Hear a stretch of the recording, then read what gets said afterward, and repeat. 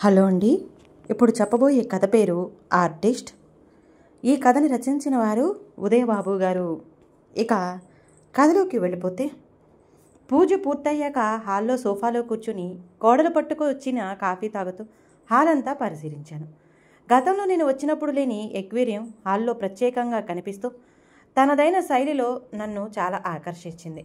ఎక్వేరియంను స్నేహితుల ఇళ్లల్లో చూడటమే తప్ప ఎప్పుడూ అంత దగ్గరగా చూడలేదు.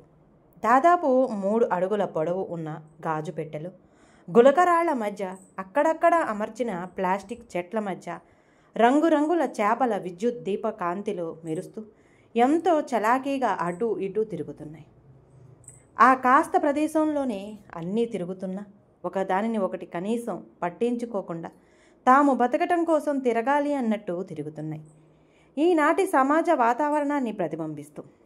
అంతలో తాతయ్య, మీకు ఫోన్ అంటూ మనవడు సెల్ పట్టుకొచ్చి నా చేతికి ఇచ్చి హడావుడిగా వెళ్ళిపోయాడు.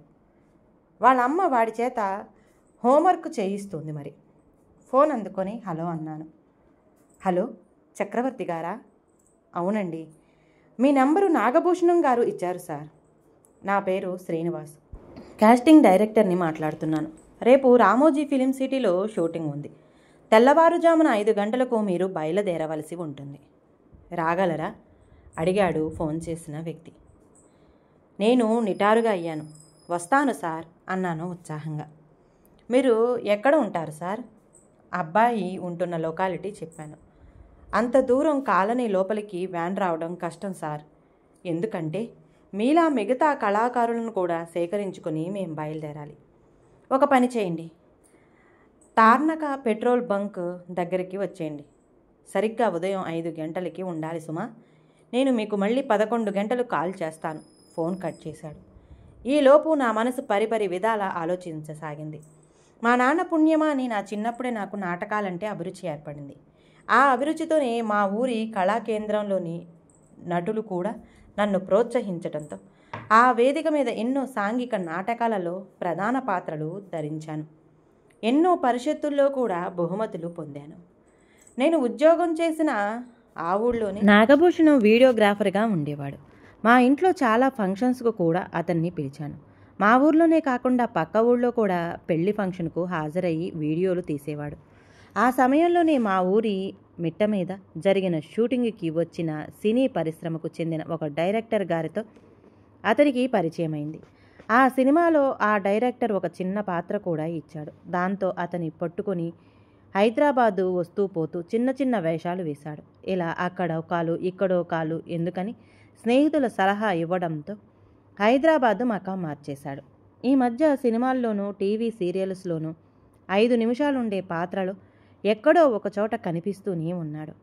యథాలాపంగా ఒకసారి మా ఊరు వచ్చినప్పుడు, మా అబ్బాయి హైదరాబాదులో ఉద్యోగం చేస్తున్నాడయ్యా, నేను హైదరాబాదు వాళ్ళ దగ్గరకు వచ్చినప్పుడు చెప్తాను, అవకాశం ఉంటే నాకు మంచి వేషం ఉంటే చూపించు అని చెప్పాను.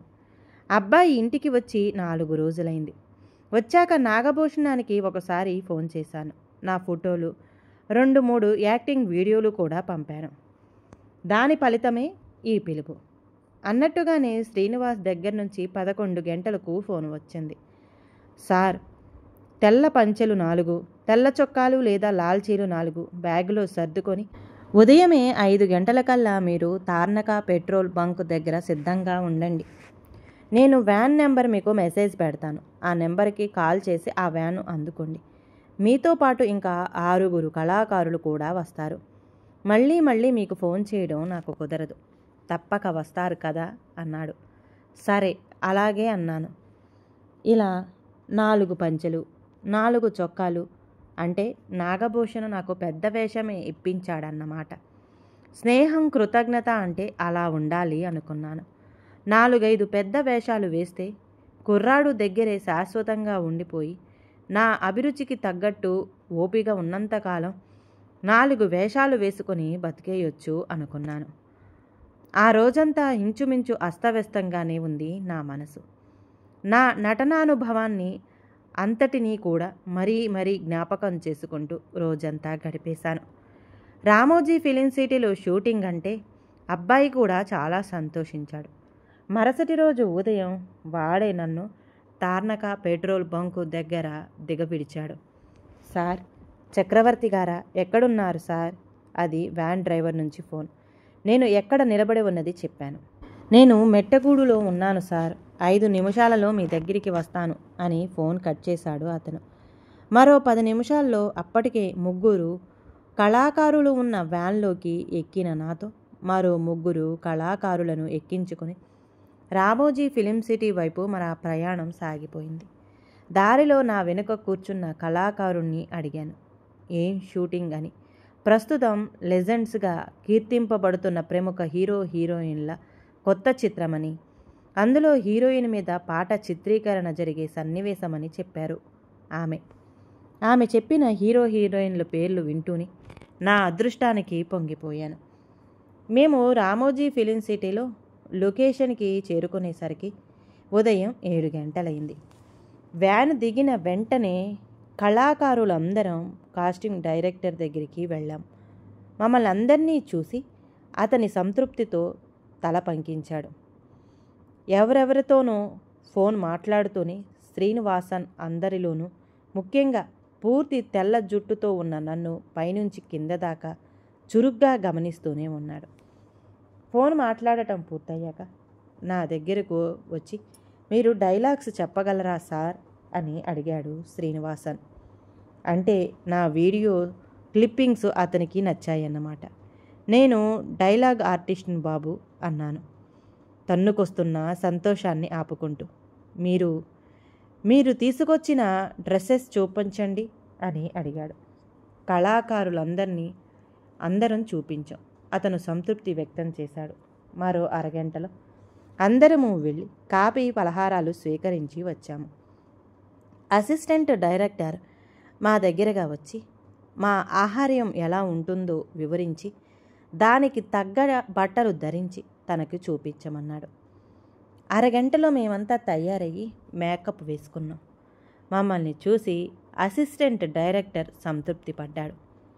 దాదాపు 10 గంటల ప్రాంతంలో 3 క్యారవాన్లలో హీరో హీరోయిన్లు, ఇతర ప్రముఖ పాత్రల నటులు వచ్చారు. అందరము షూటింగ్ జరిగేటటువంటి ఇంటి వెలుపల ఆవరణంలో కుర్చీలలో కూర్చున్నాం.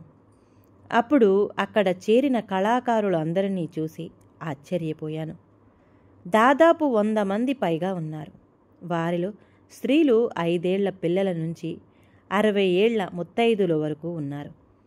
వ్యాన్ దిగినప్పుడు పని మనుషుల బృందంలా ఉన్నవాళ్ళు ఇప్పుడు ఉద్యానవనంలో సీతాకోక చిలకల్లా ఉన్నారు.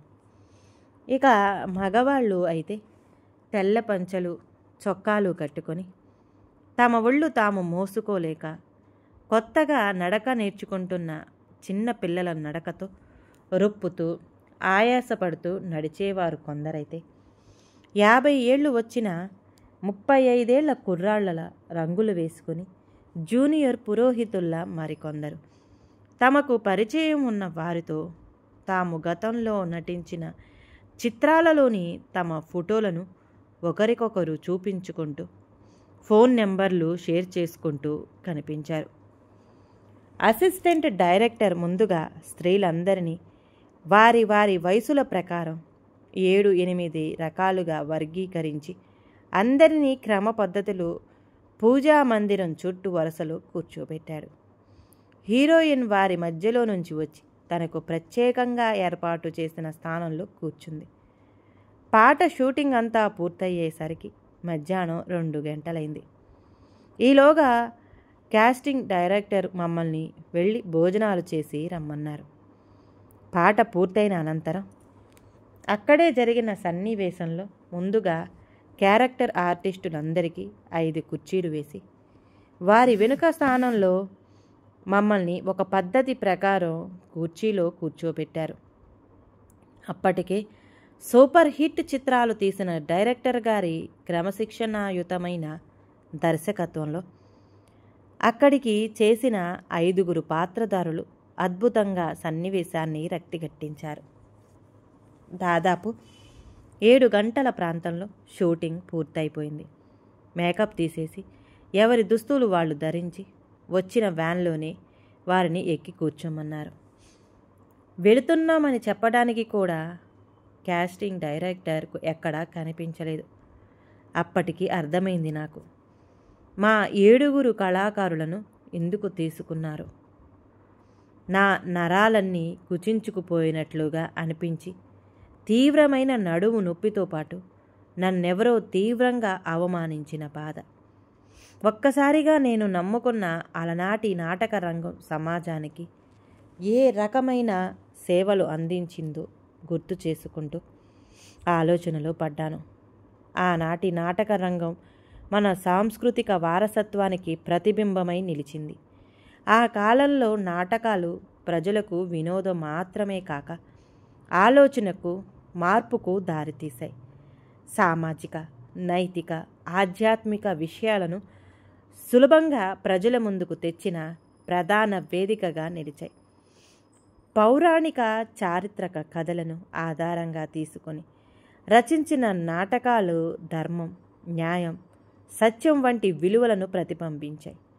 నటులు, రచయితలు, సంగీత కళాకారులు సమిష్టిగా పనిచేసి నాటకాలను జీవంగా నిలిపారు.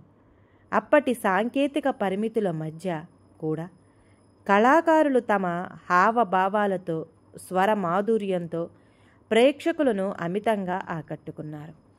నాటకరంగం గ్రామీణ, పట్టణ ప్రాంతాల్లో చక్కని ప్రజాదరణ పొందింది. సమాజంలోని దురాలోచనలను, మూఢనమ్మకాలను తొలగించి అవగాహన పెంచడంలో కూడా నాటకాలు కీలక పాత్ర పోషించాయి. మొత్తానికి ఆనాటి నాటక రంగం తెలుగు సంస్కృతికి పునాది వేసిన సజీవ కళారూపం.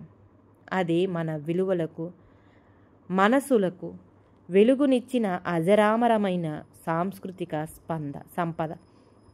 అటువంటి రంగస్థలం మీద ధైర్యంగా గంటల సేపు నవరసాలు పలికించి దాదాపు 12 సార్లు పరిషత్తులో ఉత్తమ నటుడు అనిపించుకున్న నా 15 ఏళ్ల నాటక అనుభవానికి దక్కిన గౌరవం మీద, నటరాజుకు నిజమైన భక్తులుగా మేము చేసిన కళాసేవకు ఈనాటి సినిమా కళకు అసలు పోలిక ఉందా ఏమో ఆ నటరాజుకే తెలియాలి. నాకు తెలియకుండానే నా కళ్ళ నుంచి జారిన అశ్రువులు మనసులోని నటరాజస్వామి పాదాలను అభిషేకిస్తున్నట్లుగా చొక్కాపై ఇంకిపోయాయి.